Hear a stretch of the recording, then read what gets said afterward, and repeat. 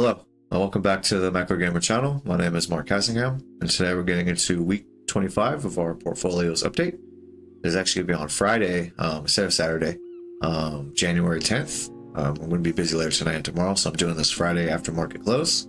So the numbers will still be the same as normal as if I did it on Saturday. So let's get into our numbers, week 25. So our portfolio's net worth is $356.22 as of January 22nd or January 10th, which is today, 2025. We have our portfolio weekly data for week 25. So this is from January 3rd to January 10th.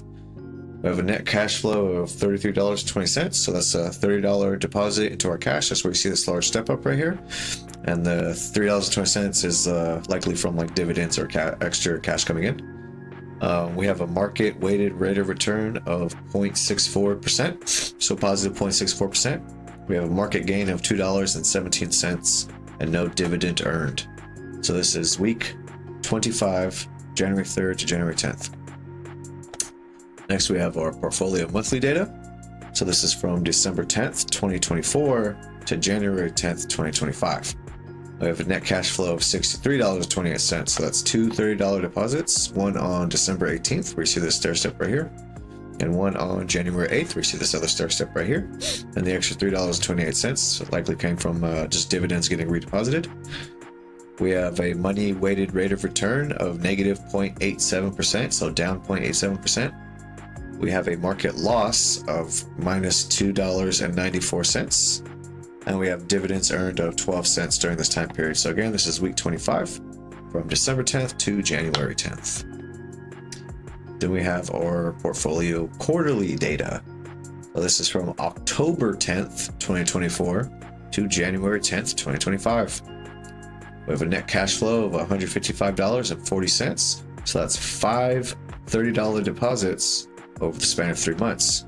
So we got 1, 2, 3, 4, and 5. So five $30 deposits. The $5.40 is from dividends being reinvested. We have a money weighted rate of return of 3.10%, a market gain of $8.08, and a dividend earned of 25 cents. So this is our quarterly data from October 10th, 2024 to January 10th, 2025 for week 25. Now we have our weekly data for our numbers. We still have our target weights over here. Gold still at 30% with our GLD ETF. US dollars at 20% with our UUP ETF.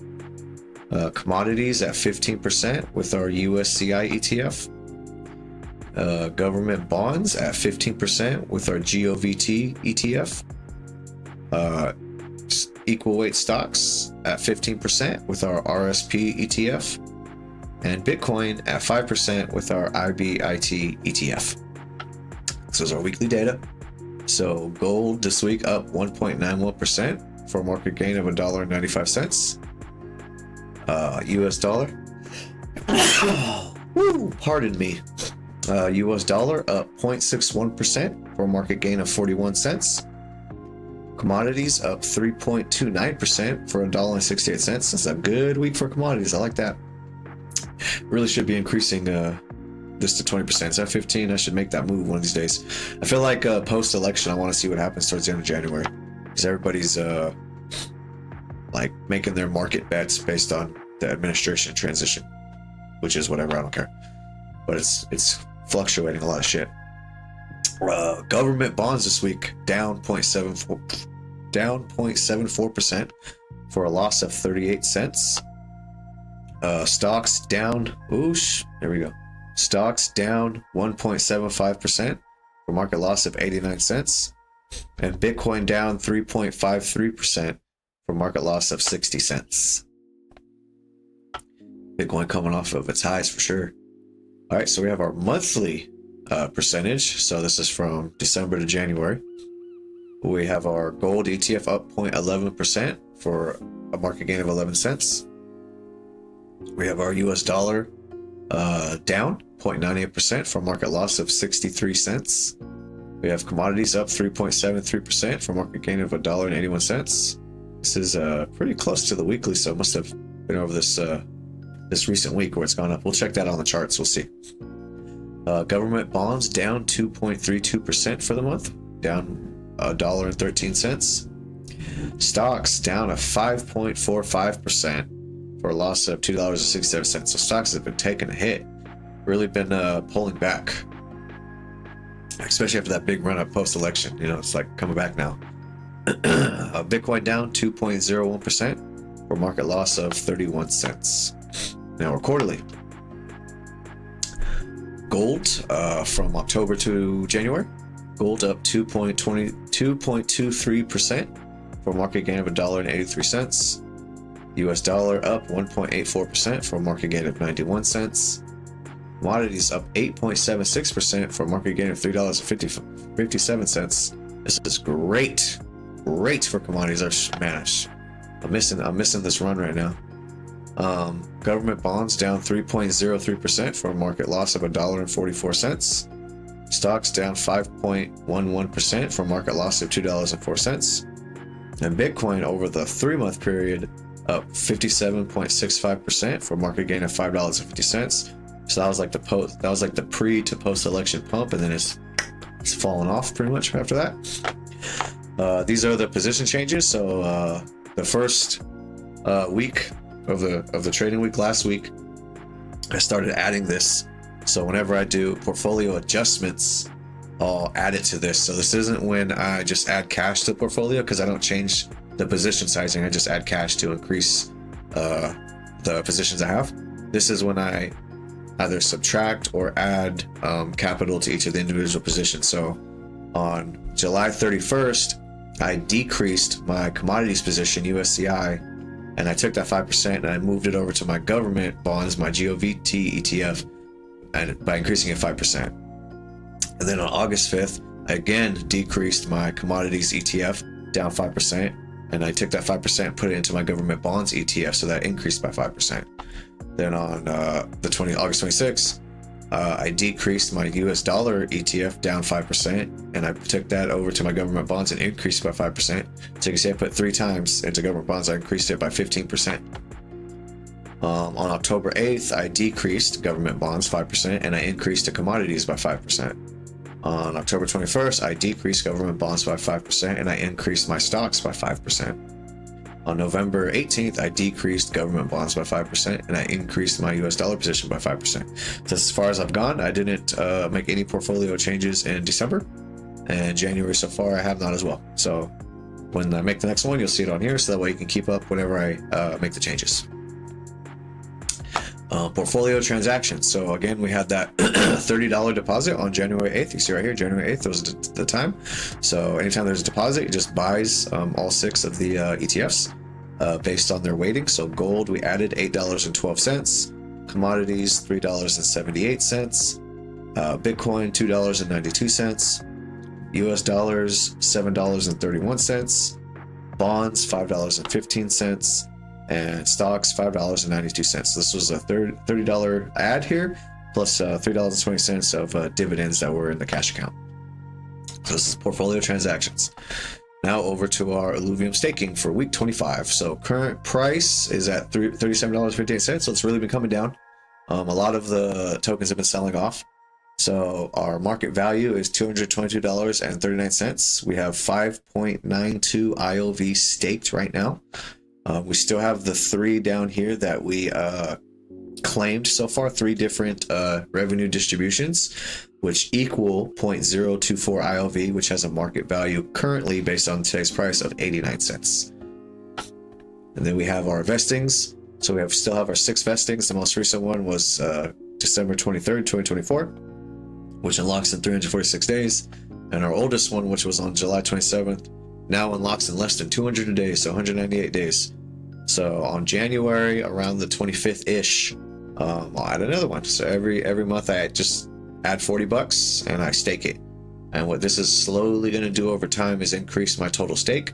That way, whenever there's a revenue distribution, I will slightly increase how much of that revenue distribution I get. Because whenever they get a payment, around 150 Ethereum worth of Ethereum, 150 worth of Ethereum, the value, they distribute it to stakeholders. So I'm a stakeholder, so I'm going to get a piece of that. For week 25, we have no revenue distribution. So we started in July 2024. We had 3 revenue payments over that period, and that equaled that 0.024 IOV. So nothing this week. So maybe this year, depending on how the market does, we'll get more than 3, hopefully. But we'll see how that goes. And I have no Illuvium transactions this week for week 25. So that is it for our weekly numbers. Now we go to the charts. So we have gold on our yearly chart. You see right here in this range, it's starting to peak back up into the bullish trend right here. So you see right around here, it's just barely peeking back above it. So kind of like back here when it fell back. Let's see, this is February 2024 to March 2024. So February, almost a full month, about February 4th to March 4th. It fell below this trend and then came back up and gained momentum and kept going up. So I'm not saying it's going to be the same thing here. I have no idea what's going to happen. We're just watching. But at the very least, it's peaked back into this trend. So during that time, I have not decreased my position to gold. I've kept it at 30%. I'm still thinking that inflation is not done in the system yet. I still think that the market was euphoric and optimistic with all these changes that possibly might happen, but the reality is inflation hasn't gone away yet. So I'm still holding gold, 30%. US dollar. So if you remember, I think the past couple weeks or last week, we had the dividend declared for the UUP ETF. So usually what people do, what traders would do, is they'll pile in before the EX date, so the declared dividend date. And then once that date is declared, they're basically guaranteed to receive a dividend, and they pull out and they sell off. So that's what this is right here. You see this drop off, and it happened the previous year as well. That's what you see is this drop off right here. So people piled in before the dividend EX date, and then when they got their dividend declared, then they pulled out, right? So in future investing, I should look at that. If it's once a year thing, I should really probably just temporarily pull out of the position so I don't take this negative drop in the position, because it's really uncorrelated to what's happening with the DXY index itself. If you look at the DXY index itself, it just keeps going up. So you don't see that, that drop off, because this is the actual dollar index. So my UUP ETF would look like this without that drop, right? So you see this like upward trend it's in. But unfortunately, because I'm using an ETF, people manipulate it and use it for different things. In this case, people want it to collect a dividend. So this little bit right here that's gone up, it should be right about here, and it should have kept going up. All right, but that's fine. That's my mistake. It happens. I don't catch everything. But in the future, something I'll think about. But at the very least, 20% in our US dollar position. I have no reason to sell it. I don't see a problem with it. Other than this, this ETF dividend sell-off right here. But other than that, I still think it's a good position. I don't know if we're going to be in a weakening dollar environment quite yet. We'll see what happens in, a month or so once the new administration comes in and declare all the things they're going to do, and see how people feel about it. Our stock ETF, equal weight. This has not been doing good. Just for comparison, let's look at the S&P 500. So you see right here, the S&P 500 was up in this range, kind of topped out here in this green line, and it's been starting to come down. Now remember, this is heavily weighted into about 6 or 7 stocks. The big names everybody knows, like Google, Tesla, Amazon, and all that. So that's why I use the equal weight, because I don't want any one stock to have more weight than another. I want it to be equal across the 500. But anyway, this has been pulling back, and the equal weight has actually been selling off harder. So that's why I see this even bigger drop. So I'm still keeping it at 15%, because I don't know long term if it's going to continue to reclaim this. Although this is quite a big reversal that would have to happen to reclaim this trend. But maybe it might start coming out more with this red line a little more. Maybe if I put it down like here, it'll kind of come down to this range. As you see right here, it came down, broke, here it broke, here it broke, here it kind of broke, and then just collapsed right here. So I don't know if it's going to be a sell-off. I don't know if it's going to be a market sell-off. Like I said, I showed you the S&P 500. Has been selling off and coming down, but it's still in its bullish trend. Like if you look at the long-term trend on it, you look back, you look back, you look back.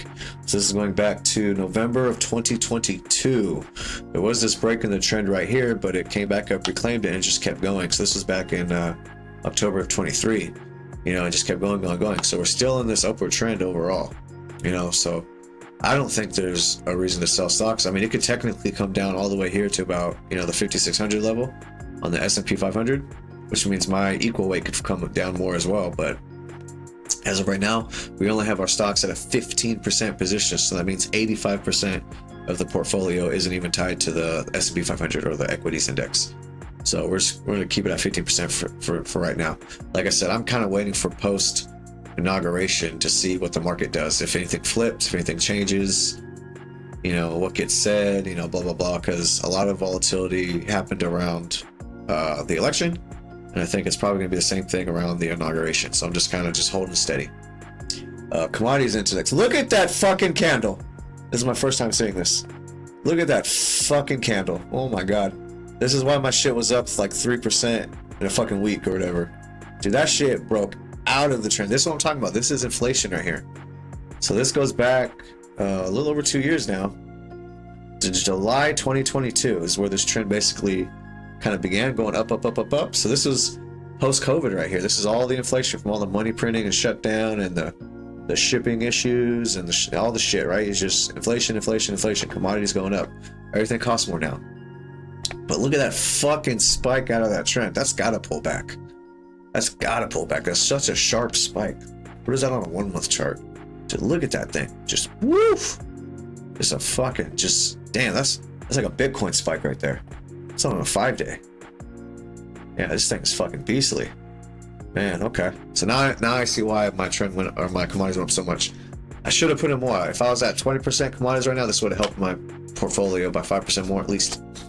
So that's good to see. But at the very least, like I said, gold and commodities, I feel like I have no reason to sell because I don't see inflation going away, and gold and commodities usually do okay. I'm not gonna say they're good all the time, but they do okay in an inflationary environment.